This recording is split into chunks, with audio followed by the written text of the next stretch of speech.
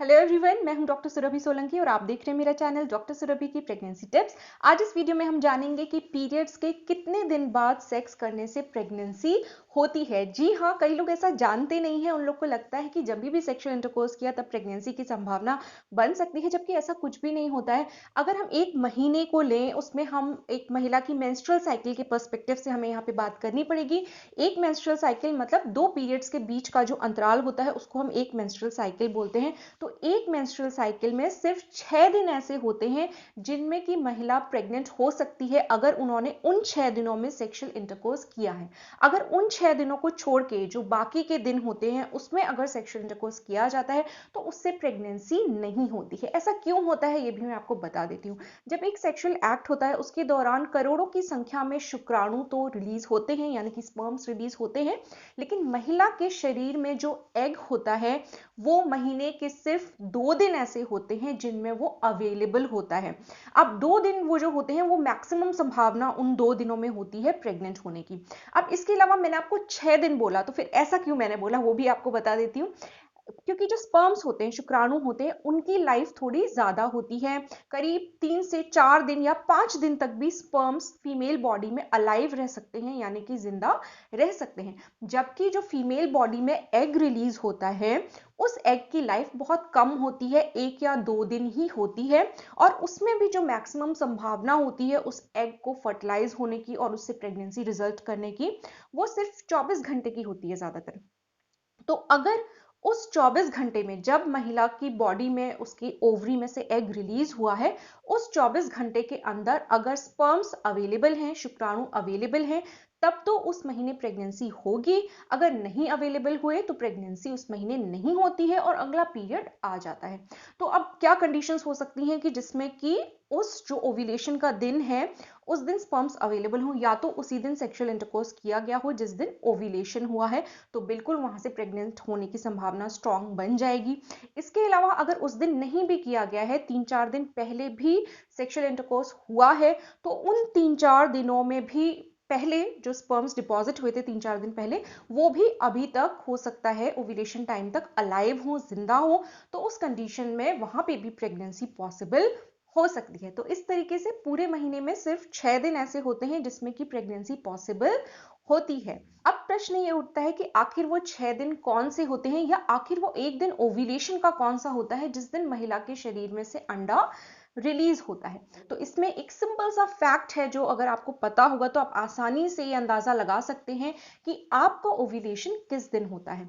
Next period जो आने वाला होता है, यानी कि जो ड्यू डेट होती है पीरियड की, उससे 14 दिन पहले ओव्यूलेशन होता है। ये ड्यूरेशन नॉर्मली फिक्स्ड होता है, क्योंकि कई महिलाओं में क्या होता है, और इनफैक्ट ज्यादातर महिलाओं में होता है कि 28 दिन का अगर पीरियड आता है तो कभी 29 दिन, कभी 30 दिन भी ऐसे ऊपर नीचे एक आध दिन हो जाता है। तो फिक्स्ड ये ड्यूरेशन नहीं होता है। लेकिन एक चीज जरूर फिक्स्ड होती है कि जब आपका पीरियड आया उससे 14 दिन पहले आपका ओव्यूलेशन हुआ होगा, तो ये ड्यूरेशन फिक्स्ड होती है। अब आप इसे कैसे कैलकुलेट कर सकते हैं और कैसे यूज कर सकते हैं अगर आपको एक कॉन्ट्रासेप्टिव मेथड की तरह इस इंफॉर्मेशन को यूज करना है, क्योंकि ये एक नेचुरल कॉन्ट्रासेप्शन का मेथड की तरह यूज किया जा सकता है। हालांकि उसमें भी क्या लूप होल्स हैं वो भी मैं आपको जरूर बताऊंगी इसी वीडियो में, लेकिन इसको कैलेंडर मेथड कहा जाता है और इसको यूज करके जरूर जो लोग अपनी प्रेगनेंसी अवॉइड करना चाहते हैं वो इसको यूज करते हैं। यानी कि वो जो 6 फर्टाइल डेज होते हैं आपके महीने के, उनको अवॉइड करके बाकी के दिनों में अगर आप इंटरकोर्स करते हैं तो वहां से प्रेगनेंसी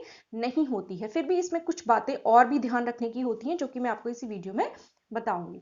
तो आपको क्या करना है कि आपकी जो अगर फिक्स्ड आपकी साइकिल है 28 डेज की, हर बार आपकी साइकिल आती है, ऊपर नीचे नहीं होता है, तब तो आपका 28 में से आप 14 माइनस कर लीजिए, आपको 14 मिलेगा। यानी कि जो आपका लास्ट मेंस्ट्रुअल पीरियड आया था, एलएमपी जो आपकी थी, एलएमपी मतलब होता है जिस दिन आपका पिछला पीरियड का फर्स्ट डे था जब से आपकी ब्लीडिंग स्टार्ट हुई थी, वहां से आपको काउंट करने होते हैं 14 डेज। तो जो 14th डे होता है उस दिन आपका ओव्यूलेशन होगा।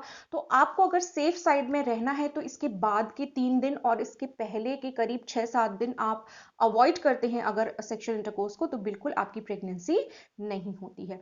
अब अगर आपकी जो मेंस्ट्रुअल साइकिल है वो 30 दिन की है या 32 डेज की है, तो उसमें से आपको क्या करना है कि 14 को माइनस करना है। 30 डेज की है तो 30 में से आप 14 माइनस कर लीजिए, 16th डे आपका आ गया। अब उसको LMP से काउंट करते हुए 16th डे आप फाइंड करिए कि कौन सा डे है 16th डे, उस दिन आपकी मैक्सिमम पॉसिबिलिटी होगी ओव्यूलेशन की।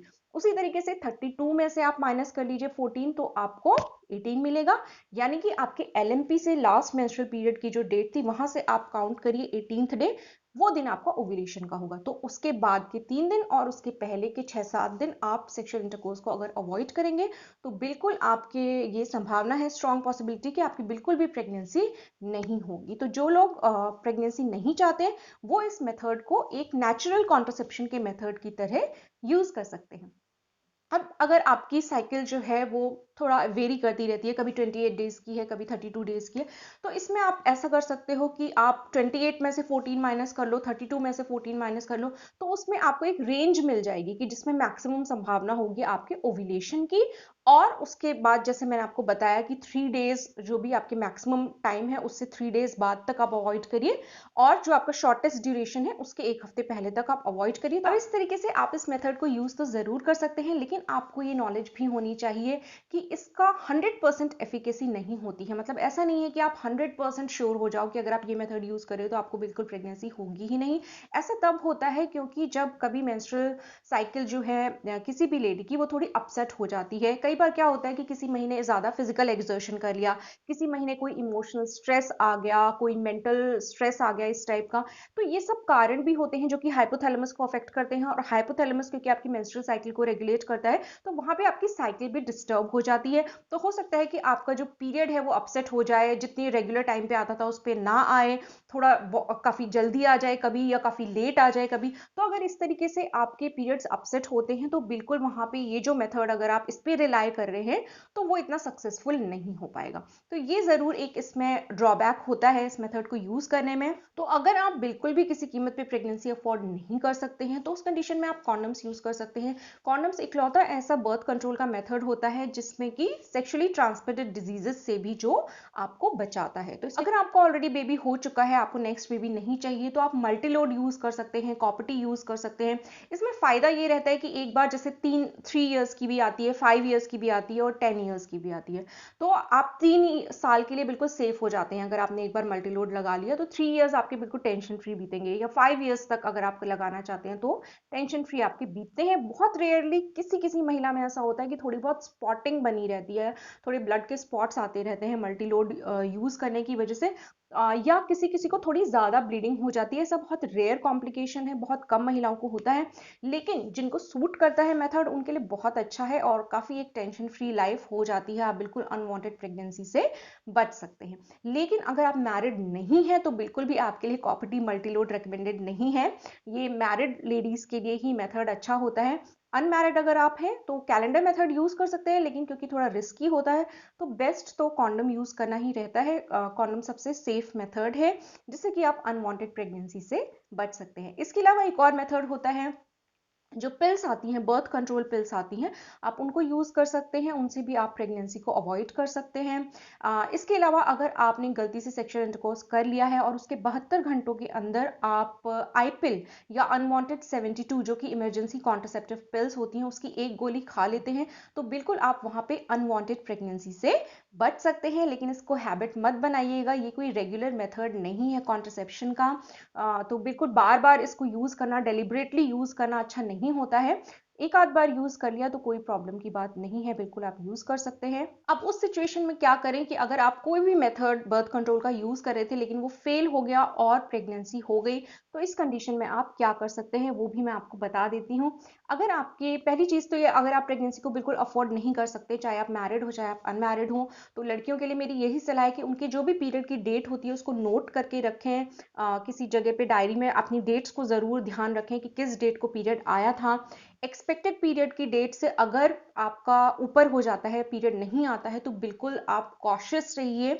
1 हफ्ते तक ही वेट करिए पीरियड का। अगर 1 हफ्ते तक भी पीरियड नहीं आता है तो आप तुरंत प्रेगनेंसी टेस्ट कीजिए। अगर आपका प्रेगनेंसी टेस्ट पॉजिटिव आता है और अभी आपके एलएमपी से यानी कि लास्ट मेंस्ट्रुअल पीरियड जो आपका आया था उसका जो फर्स्ट डे था वहां से आप काउंट करिए और अगर खाली 49 डेज ही हुए हैं तो बिल्कुल आप दवाइयों के द्वारा अबॉर्शन करा सकते हैं। अगर आपको इससे लेट हो जाता है तो फिर आपको डीएनसी करानी पड़ती है, जो कि एक माइनर सर्जिकल प्रोसेस होता है जिसके लिए कि आपको ऑब्वियसली हॉस्पिटल जाना पड़ेगा। हालांकि उसमें भी आपको एडमिट एज सच कई दिनों के लिए नहीं होना पड़ता है, वो प्रोसेस जो होता है हार्डली हाफ एन आवर में कंप्लीट आपका हो जाएगा और आपको घर भी जाने दिया जाता है, तो उसमें भी ऐसी कोई प्रॉब्लम की बात नहीं होती है। लेकिन फिर भी दवाइयां ज्यादातर महिलाओं को कन्वीनियंट लगती हैं, तो जल्दी डायग्नोस हो पाना प्रेगनेंसी का इसलिए यूजफुल रहता है कि उसमें आपका दवाइयों से चांसेस रहता है। तो आप अपने जो भी नजदीकी गायनेकोलॉजिस्ट हैं उनसे कंसल्ट कर सकते हैं और वो आपको ये ड्रग्स जो है प्रिस्क्राइब कर सकती हैं, क्योंकि अभी तक ऐसा है कि ये जो ड्रग्स हैं ये प्रिस्क्रिप्शन ड्रग्स ही हैं, आपको ओवर द काउंटर नहीं मिलती हैं, यानी कि मेडिकल स्टोर वाले ये आपको अपनी मर्जी से नहीं दे सकते हैं आपके कहने पे। तो फिलहाल तक तो ऐसा ही है, क्या पता आगे चल के जैसे कि इमरजेंसी कॉन्ट्रासेप्टिव पिल्स होती हैं जिनको कोई भी खरीद सकता है मेडिकल स्टोर पे जाके, उसी तरीके से हो सकता है अगर आगे चल के ये जो अबॉर्शन पिल्स होती हैं ये भी ओवर द काउंटर मिल जाएं और इनमें डॉक्टर की प्रिस्क्रिप्शन की जरूरत ना हो, तो काफी अच्छा रहेगा। मैं तो इस फेवर में हूं कि बिल्कुल ऐसा होना चाहिए, पर फिलहाल आज की डेट में जब मैं ये वीडियो बना रही हूं तो ऐसा कुछ भी नहीं है। तो आपको डॉक्टर का प्रिस्क्रिप्शन जरूर चाहिए होता है दवाइयों को लेने के लिए भी। तो आज इस वीडियो में हमने जाना कि महीने के केवल 6 दिन ऐसे होते हैं जिसमें कि अगर सेक्सुअल इंटरकोर्स किया जाता है तो महिला प्रेग्नेंट हो सकती है। ये कौन से दिन होते हैं? आपका जो नेक्स्ट पीरियड आने वाला होता है उससे आपको 14 डेज माइनस करने होते हैं, उस टाइम पे आपका ओव्यूलेशन होता है, उसके 3 दिन बाद तक और उसके एक हफ्ते पहले तक अगर आप सेक्सुअल इंटरकोर्स अवॉइड करेंगे तो मैक्सिमम चांसेस यही है कि आपकी प्रेगनेंसी वहां पे नहीं होगी। तो इस तरीके से इसको कैलेंडर मेथड बोला जाता है बर्थ कंट्रोल का या कॉन्ट्रासेप्शन का, जो कि एक नेचुरल मेथड है कॉन्ट्रासेप्शन का। हालांकि ये 100% इफेक्टिव नहीं है। तो होपफुली आज का ये वीडियो आपको कुछ यूजफुल लगा होगा, काम का लगा होगा। अगर अच्छा लगा है तो वीडियो को लाइक कीजिए और मेरे चैनल को सब्सक्राइब कीजिए। सब्सक्राइब करने के साथ साथ वो जो नोटिफिकेशन बेल है ऑल के ऑप्शन के साथ, उसको भी जरूर प्रेस कर दीजिएगा ताकि प्रेगनेंसी से रिलेटेड जो भी मेरे यूजफुल वीडियोस मैं पोस्ट करूंगी उनके नोटिफिकेशन आपको समय पर मिल जाएं और आपका कोई भी वीडियो मिस ना हो। मेरे चैनल को ज्वाइन करने का भी एक तरीका है, आप वो ब्लू ज्वाइन बटन प्रेस करके मेरे चैनल को सपोर्ट कर सकते हैं। खाली 59 रुपीज पर मंथ उसका चार्ज होता है, तो अगर आप चाहें तो इस तरीके से भी सपोर्ट कर सकते हैं। मैं आपसे मिलूंगी अपने अगले वीडियो में, तब तक के लिए अपना ख्याल रखिए।